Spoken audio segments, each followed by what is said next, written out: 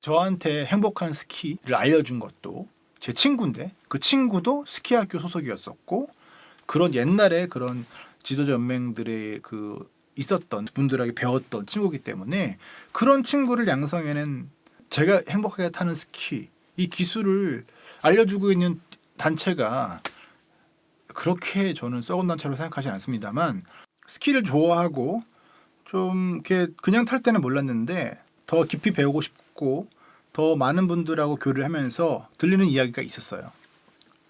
KSIA 지도자 연맹은 썩은 단체다. 완전 뭐 꼰대들이 한가득이다. 그리고 뭐 고인물이다. 비리가 가득하다. 돈을 밝힌다. 뭐 이런 수많은 이야기들이 있었습니다.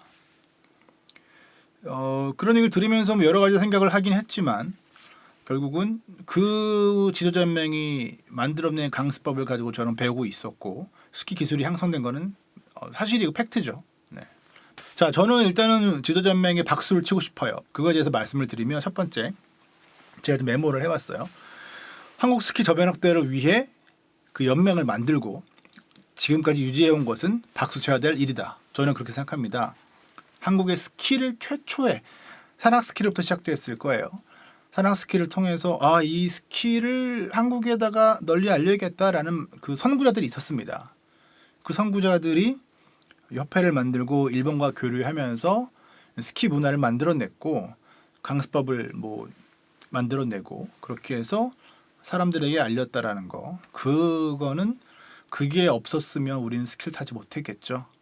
네, 그렇기 때문에 그것은 분명히 대단한 일입니다.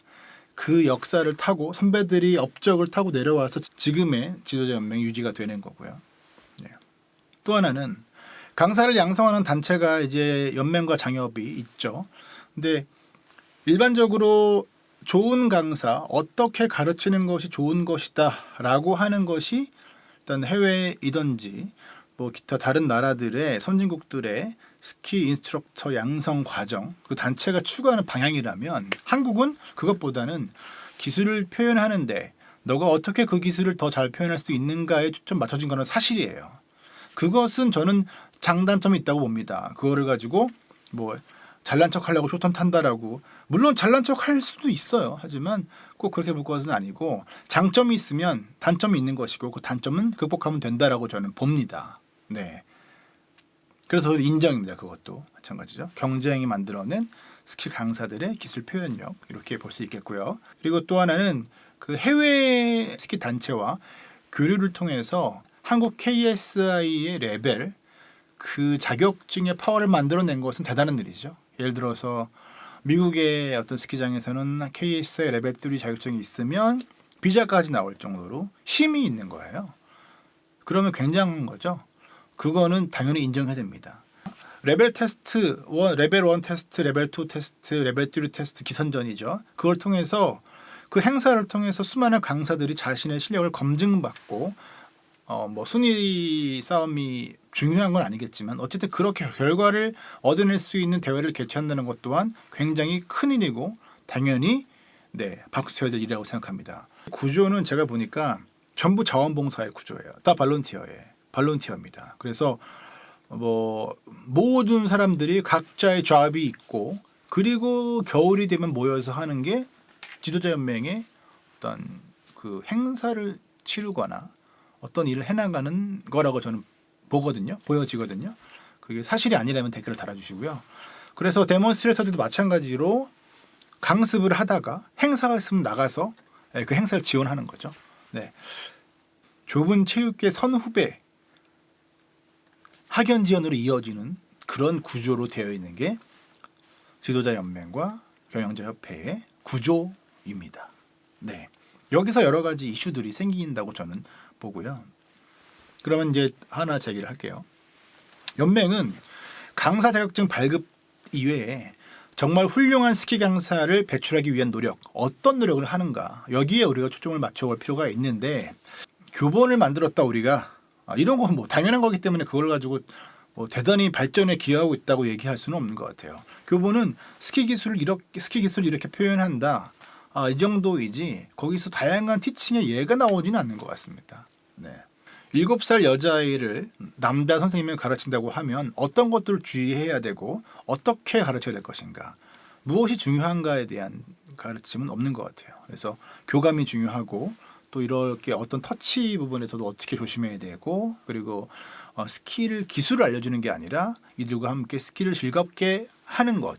그래서 단계별로 다양한 어떤 그런 예제들을 만들어내고 강사들이 그걸 적용해서 아이들을 가르칠 때 이렇게 가르치는 게 아이들이 좋아하는구나, 이런 형태의 티칭 연습법, 그게 없고 지금 제가 볼 때는 어떤 기술을 가르칠 때 가르치는 크루들이 있잖아요. 우리나라는 그런 크루들이 선배가 야, 이렇게 가르치면 돼, 저렇게 가르치면 돼, 이 정도로 강사들이 스스로 방법을 찾는 것 같아요. KSL에는 강사 시스템을 거치고 나면 누구나 어느 정도 평균값 이상의 티칭을 해야 되는 게 기본적인 상식의 선인데 그게 아니죠. 자격증은 있는데 티칭에 대한 것은 다르다. 그래서 누구는 잘 가르치고 누구는 못 가르치고 이런 게 나눠지는 거죠. 그러면 그 개인의 능력으로 봐야 되는데 그거는 바른 방법이라고 생각하지는 않습니다. 데몬스트레이터에 대한 대우의 부분인데요. 이거는 이제 제가 많은 걸 보고서 듣고서 말씀을 드리는 건데, 데몬스트레이터는 스키 기술 표현의 정점에 있는 그런 사람들이죠. 그 사람들의 지도자 연맹이 조직에 봤을 때는요, 회장, 부회장, 각종 이사들, 위원들 쫙 있고 맨 밑에 대몬이 있는 거예요. 얘네가 막낸 거야, 그러니까. 그래서 나이가 좀 있는 대몬들은 이제 팀장이라는 자격을 주거나 이제 리더라는 자격을 주고 그들이 밑에를 소통하는 거죠. 이들은 대한 스키 지도자 연맹이나 또는 장협이 제시하는 기술을 최후로 구현하는 스타들인데 스타들에 대한 대우가 있는가? 없다고 저는 생각을 하고요. 그런 부분이 문제가 되었기 때문에 과거 지도자 연맹에서 이의를 제기하고 뜻을 같이 하는 분들 나와서 만든 게 장협이죠. 스키장 경영협회죠. 네. 그래서 거기서는 강사들에게 리프트권을 할인해 준다거나 또는 데몬스트레이터들에게 시즌권들을 이렇게 준다든지, 그런 제가 들은 얘기는 그렇습니다. 고민을 더 해야겠죠. 네. 그 대회 채점에 대한 내용인데 이게 이제 피겨 스케이팅이나 최저가치 표현하는 것이잖아요. 그리고 50료로 점수를 주고 최고점과 최하점을 잘라서 중간에 점수 3개를 합한 점수가 전광판의 점수가 되는데요. 네. 어떤 선수의 점수가 있는데 누구는 93점이고 누구는 88점이야. 그러면 점수 차이가 5점이잖아요. 5점 차이는 그 기술을 보는 사람들이 어떠한 기준을 가지고 채점을 할 텐데 채점하는데 상대적이다라고 볼 수 있는 거죠.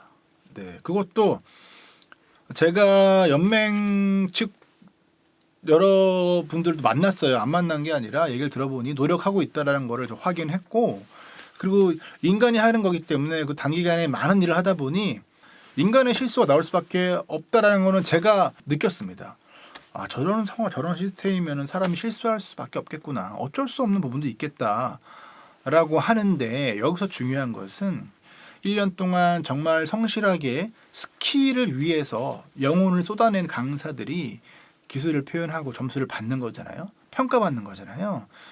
그들이 상처받지 않도록 그러한 실수, 인간이라서 하는 오차를 줄일 수 있는 방안을 고민을 해야 됩니다.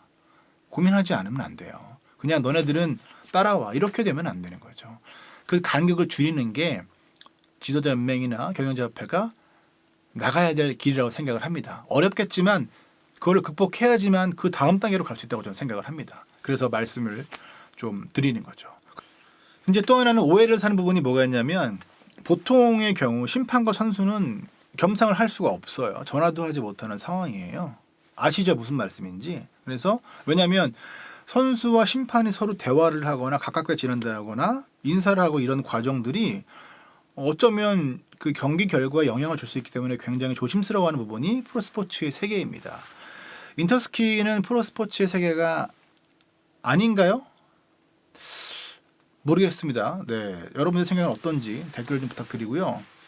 그래서 감독관, 기술위원회, 지도연맹 보면요, 기술 스키학교, 기술 쫙 있잖아요. 거기에 누가 위원인지 상임위원인지 누가 다 나와요. 이 사람들 보면 다 형들이야.